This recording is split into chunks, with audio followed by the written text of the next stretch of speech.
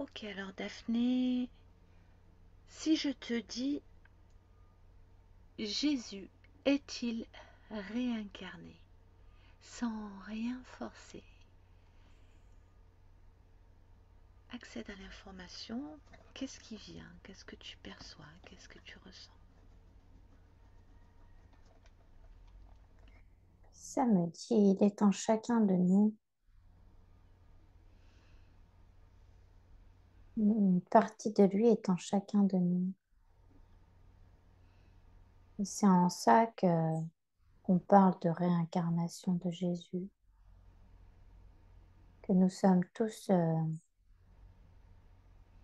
amenés à devenir être de lumière comme lui, et que nous sommes en train d'activer petit à petit ce corps de lumière, justement, ces informations que lui nous a transmises, on est en train de les comprendre, de les assimiler. Et ça me dit qu'il est en train de s'activer en nous comme ça.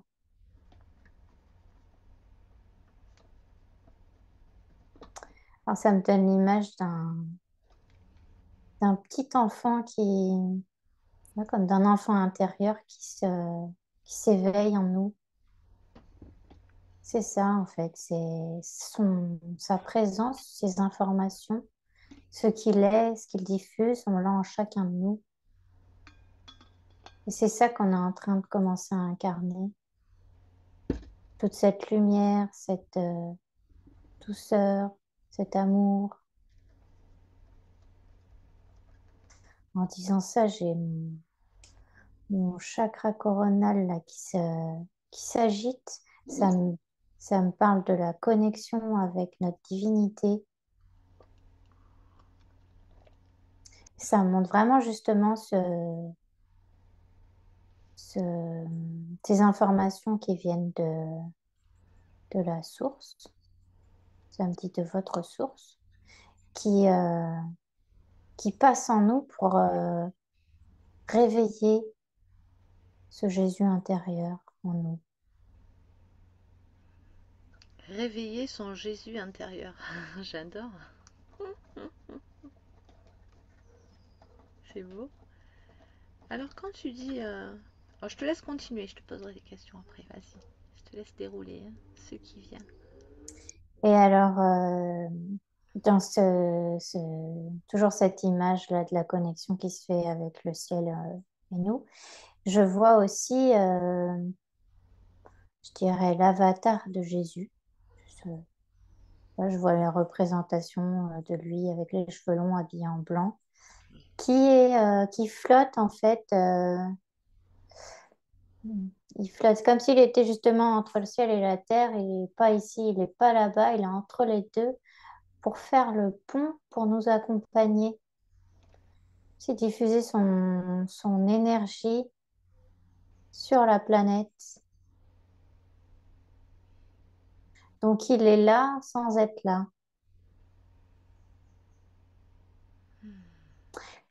Ça me donne l'impression, tu vois, qu'il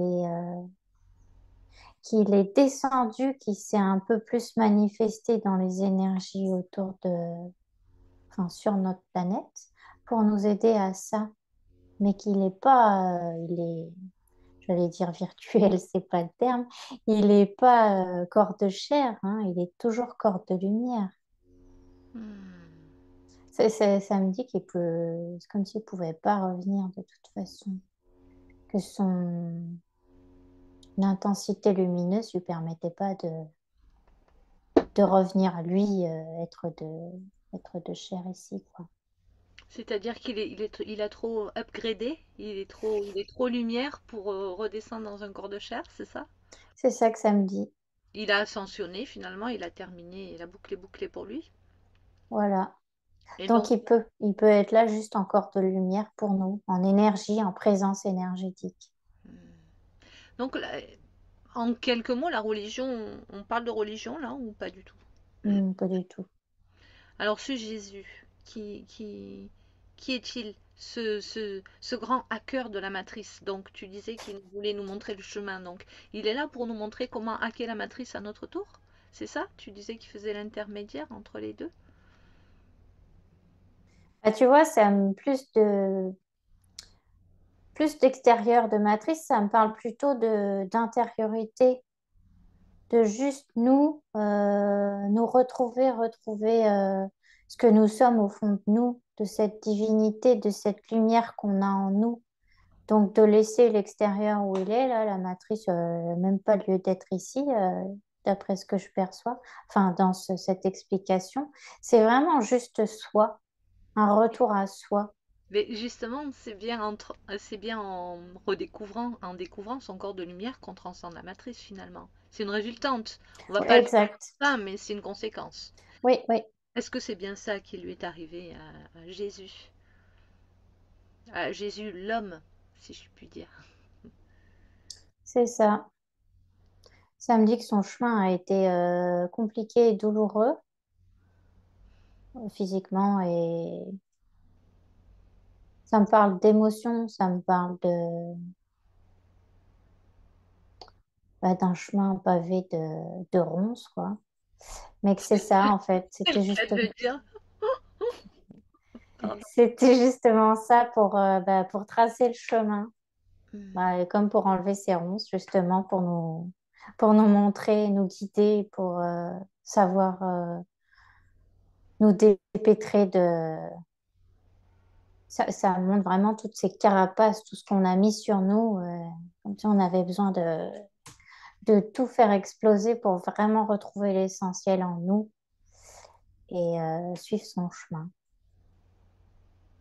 C'est troublant quand même que tu parlais deux fois de ronces.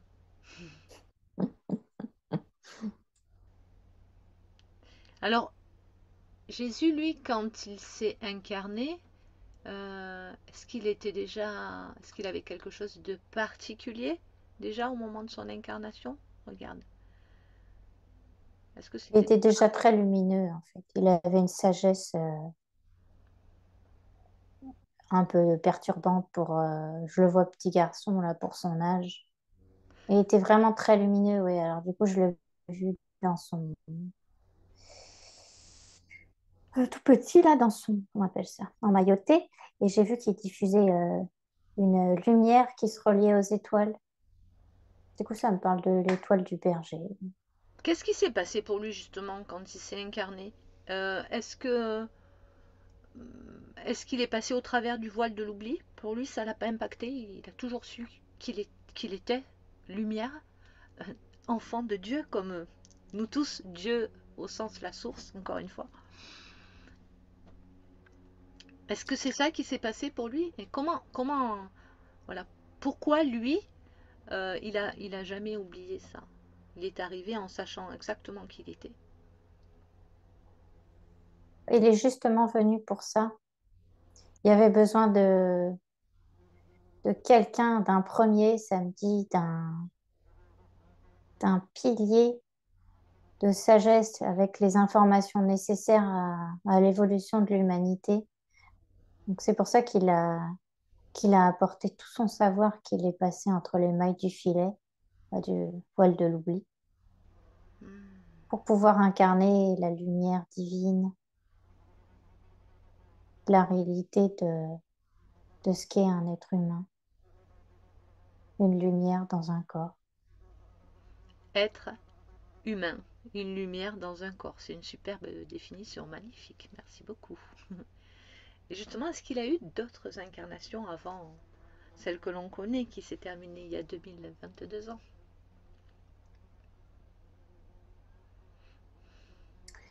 Sur Terre, ça me dit non.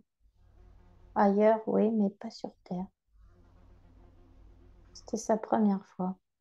C'est pour ça que ça a été aussi douloureux. Est-ce que les fleurs de vie attirent les abeilles? J'ai une abeille qui vient dans mon cou là. Ok, elle vient de se poser. Elle est sage. Pardon, Daphné.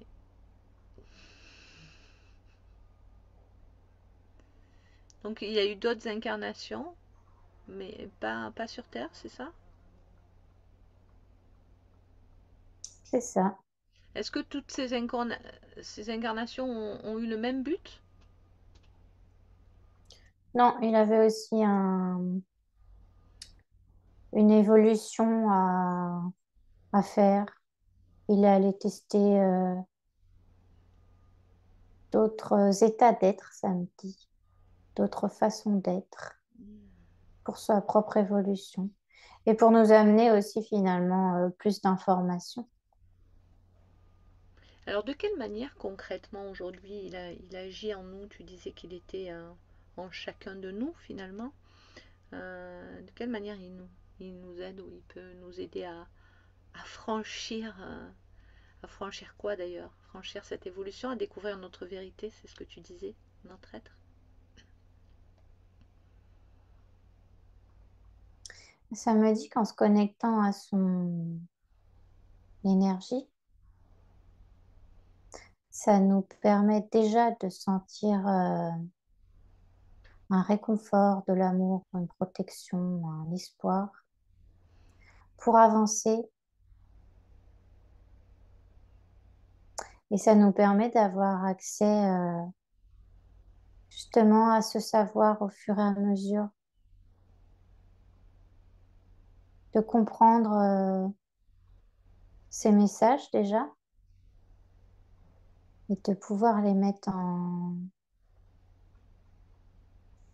comment dire, en action, c'est pas le terme, de pouvoir concrétiser ces messages, enfin, tout ce qu'il nous a légué finalement, de pouvoir aujourd'hui le mettre en place. Qu'est-ce qui nous Cette aide? pureté, Ouais, la pureté. cette pureté, cet amour, cette légèreté d'être finalement. Là, tu vois, ça m'a envoyé la photo, l'image de sa souffrance sur la croix et que bah, il a accepté finalement que dans son corps physique, il souffrait, mais pas dans son corps de lumière parce qu'il savait qu'il y avait une raison d'être. En gros, c'est ça son grand message, c'est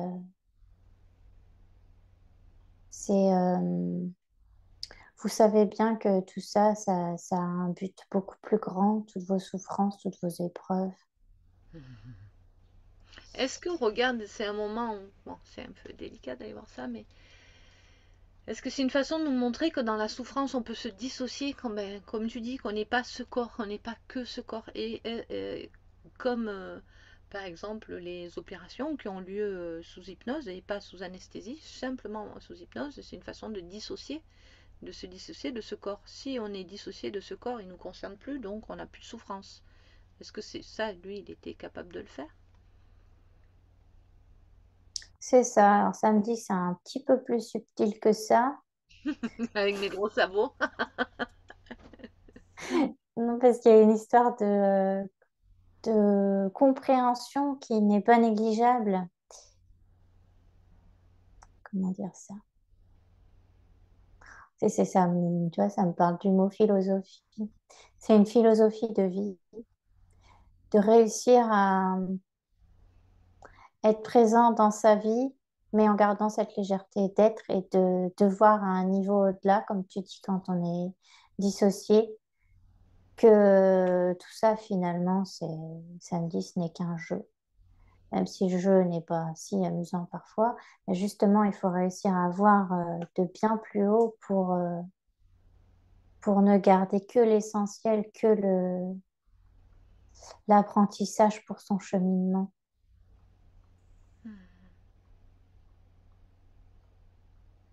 Donc on est d'accord que son empreinte euh, n'est pas une entité extérieure à nous, mais c'est une empreinte en l'intérieur de nous, en chacun de nous. Est-ce que c'est une empreinte sous forme de croyance ancrée en nous, ou est-ce qu'il y a vraiment, ou est-ce que c'est vraiment dans notre ADN ou dans nos cellules, il y a quelque chose, est-ce que c'est lié à notre forme originelle? Ça me parle d'ADN, comme s'il y avait cette information dans notre ADN.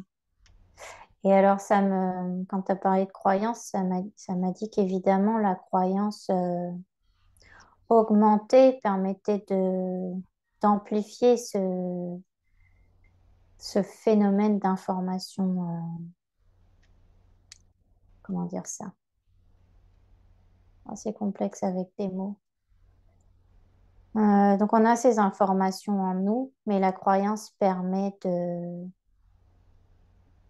justement, ça montre de voir au loin, de voir au-delà des apparences et de pouvoir tracer sa vie. Là, tu parles de foi ou tu parles pas de croyance, là? Si? Tu parles de croyance ou tu parles de foi? Effectivement, on va philosopher. Ah ouais, et les samedis, c'est subtil avec vos mots. Euh, On a besoin d'être précis, nous. hmm, C'est la foi, effectivement, c'est pas la croyance. Parce que finalement, tu vois, ça me dit que la foi, c'est une croyance véritable, innée. On n'a pas besoin de croire, en fait, c'est déjà là. Hmm. Donc c'est ça, c'est la foi. Je sais plus ce que je disais.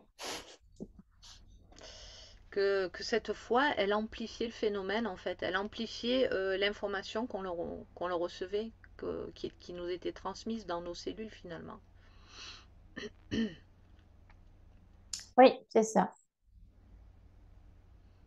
Donc on a l'information en nous et la foi permet de faire ressortir encore plus cette information, de la mettre en lumière, justement. Je vois plein de lumière qui sort avec la foi, de garder le cap vers samedi, vers une vie meilleure, vers... Alors, encore une fois, on ne parle pas de religion. On parle de Dieu, on parle de Jésus, on parle de la foi, mais on ne parle pas de la religion chrétienne, de ce qu'en a fait l'humain, finalement, hein. On parle vraiment de la forme originelle. Alors, l'énergie christique dans tout ça, où est-ce qu'elle vient se situer? Est-ce que c'est de ça dont on parle? Est-ce que l'énergie christique, c'est ça? C'est cet avatar de Jésus que tu voyais entre deux, faire le pont entre deux mondes? Ou est-ce que c'est autre chose?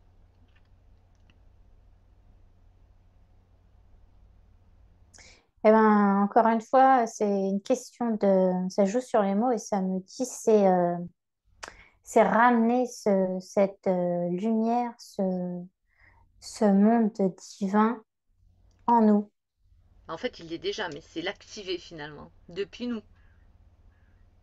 Le C'est ramener ça, à nous, je comprends ce que tu veux dire, oui, c'est-à-dire ne pas le garder comme quelque chose de hyper perché, quoi, mais l'incarner finalement dans nos actes et dans notre façon d'être au quotidien.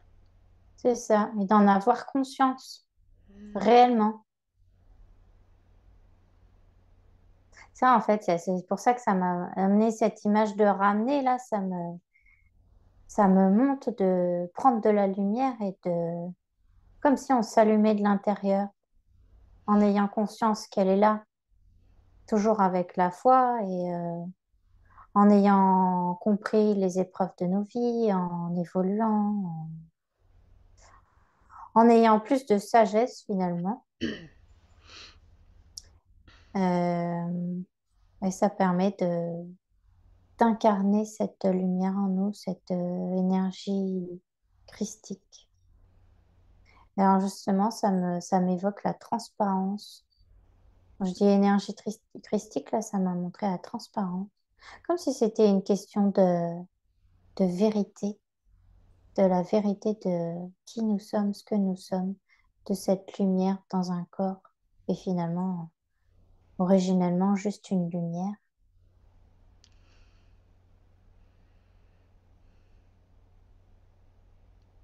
Merci Daphné. Je pense qu'on va rester là-dessus sur cette belle phrase. Nous sommes finalement juste une lumière. C'est déjà beaucoup. Alors soyons lumière tous ensemble. Incarnons-la, cette lumière. On aura fait un grand pas en avant. Merci beaucoup, Daphné. Merci Astrid.